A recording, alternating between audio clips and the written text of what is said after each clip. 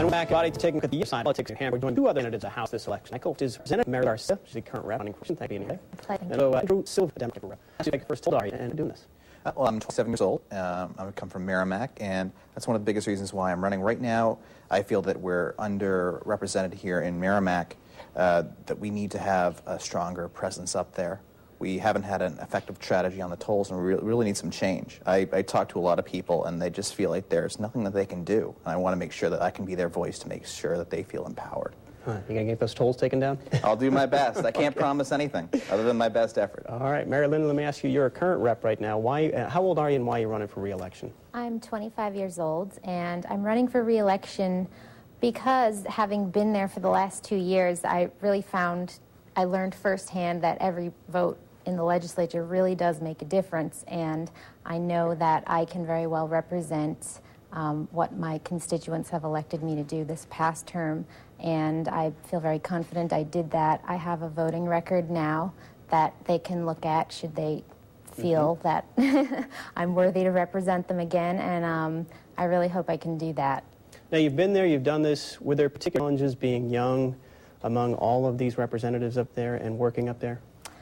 I wouldn't say there was any challenge in particular. I think as a younger person, and my other contemporaries who are running for office would probably agree that at our age and stage, we're used to having to adapt to new social climates, different challenges, different workplaces. So it wasn't too easy, it wasn't too difficult to learn the ropes, shall we say. I think the hardest part is just that you go in with a sense of, you feel as though you're the youngest, and especially in my case, because there are, I think, about 8 of us who are under 30, and I'm the only female. So, but, everybody was very encouraging and helpful, and to me, it was just a case of proving yourself and, getting out there and doing what you know you're there to do, and then the rest kind of comes naturally.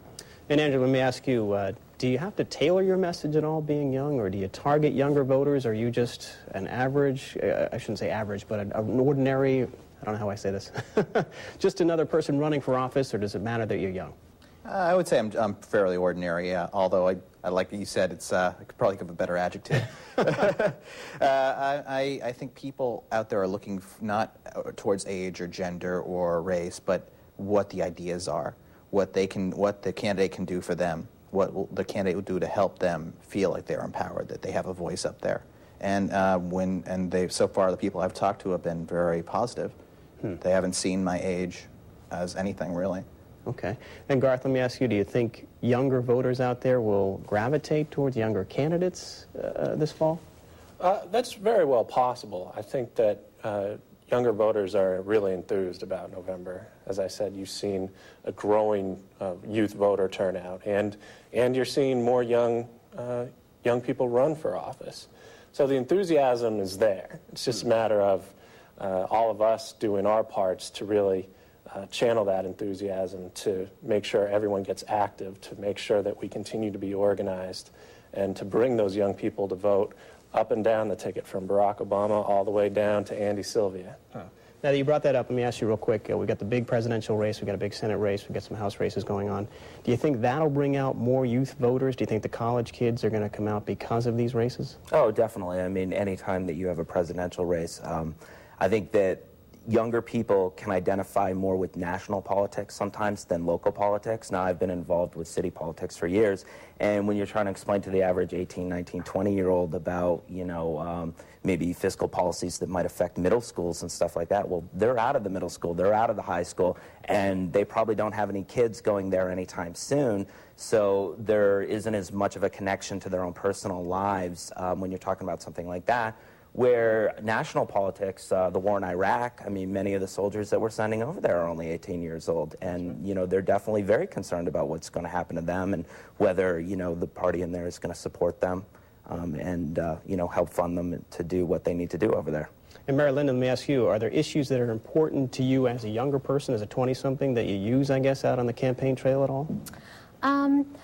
There's the plethora of issues that I think affect most people. You know, we're concerned about our economy, we're concerned about education in New Hampshire, we're concerned about keeping our taxes low. But as a younger candidate dealing with younger voters, I feel as though I'm in a unique position where I can sort of raise their awareness level in that, you know, our contemporaries probably don't wake up every morning thinking, what did the New Hampshire legislature do today that's going to affect me 20 years from now? Whereas I've been in there and I realized that, you know, if our governor, which he did, you know, decided to borrow $80 million from tomorrow to pay off debts that he and his legislature created last year, well, guess what? 20 years from now, I'm going to be paying for it. My other people in my age bracket are going to be paying for it, and you know, our children may be suffering at that point because we'll have less money to deal with. So, you know, I think I consider it my job to make sure that my contemporaries are cognizant of that and just realize that, you know, what happens today matters for tomorrow, so you want to watch who you're electing. Now, you bring up a good point. Let me throw this over to you, if I could, Andrew. Do you guys feel like you have a different perspective on politics when you start talking to some of these older candidates, to some of these older politicians? I think every individual has a different perspective when you talk to them. It depends on who you talk to. Somebody working in a factory has a much different perspective than someone who works as a CEO. Age is no different. Okay. Let me throw this to all of you real quick. Is there, I know one of the things you hear is about bringing the party together, Democrats and Republicans from older candidates.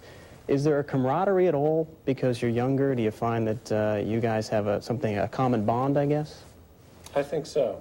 I certainly have friends who are young Republicans in Manchester, and we go out, you know, have a drink and talk a little bit about politics. I mean, you know, I'm sure, you know, while I strongly disagree with what Mary Linda said, you know, it doesn't mean anything other than we just disagree on issues. Yeah. And you can put that aside, no matter what age, and you can say, you know, hey, let's just go out, you know, we'll talk and you know, just be like normal young people. I think for the most part, the issues are the same. You know, whether it's a clean environment or energy independency, it's the solutions that are different. So I think one thing that we have in common, all these young people running for the House, is that the thing that we have in common over maybe some other young people is that we really care about what's going on. And we care about the same issues. We really want the same outcome for most things. I mean, there are some other things that maybe, you know, we don't share the same values with. But it's really the solutions of how we're going to affect those outcomes that's different. And what do you think, I guess, is most important? What would you like to see change the most up at the State House if you were reelected this year? I would hope there would be a greater sense of fiscal responsibility, I would have to say. We've gone from a tax and spend situation to a borrow and spend situation, and I would hope that we're just a little more forward-thinking and a little more careful when we create our budget. And what's your reaction when you hear that? Well, I think that the legislature over the past 2 years has done a tremendous job. We've had a transparent and a very responsible budget. It's amazing what we've done in the past 2 years. There's been a lot of change over the past 100. What do you think it is, and I ask you guys, what is most difficult for these younger candidates as they try to break into this political world? Name recognition. Yeah. It's when you're young, it's a matter of, you know, going out there and meeting people and going online and meeting people. It's everything. It's about letting people know, here's, you know, this is me, this is what I stand for, and I would appreciate your vote. So I would say just getting known in the community. The longer you've been in the community, the more people will know you. But when you're young, you have to make a name for yourself. And I'm sure that's true on both sides of the aisle. Yeah. I think in a way, too, you're sacrificing somewhat. You're early on in your life, you might be just out of college, and this is the time where if you really want to, you know, succeed in the business world, you might have to those are the times when you should be putting in the extra hours in at the office. But a lot of people are giving up that. They're sacrificing somewhat to, you know, to serve. the state of New Hampshire. So I think that there's definitely some sacrifice there. So the unique thing about the New Hampshire legislature is that it allows people in our age bracket to do that, because we do have some flexibility at this time in our life, and a campaign doesn't cost, you know, $300,000, $2 million. We can get out there, print some signs for about $1,000, knock on 50,000 doors, and then suddenly you're elected. Is it hard, though? I mean, to be in your 20s and have to do all this right now? It takes up a lot of time to go do the votes, to do the campaigning. Yeah, well, I mean, it's time management skills, and then also coordination and organization.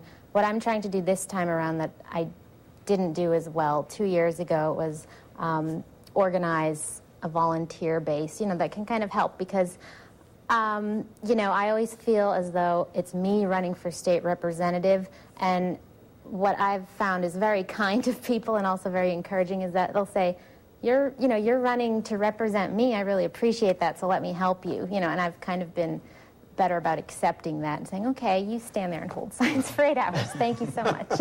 Is there ever a negative reaction, like you're just too young to do this? Why are you doing this? Not often. I think ultimately what people are looking for, both in Merrimack and in this country, is change. And if you can have the ideas, if you can have the solutions, it doesn't really matter what age or gender or race you are. They're looking for your ideas and your energy, not. All right, why don't we take a quick break right now? Right now we are talking about the younger side of politics here in the state.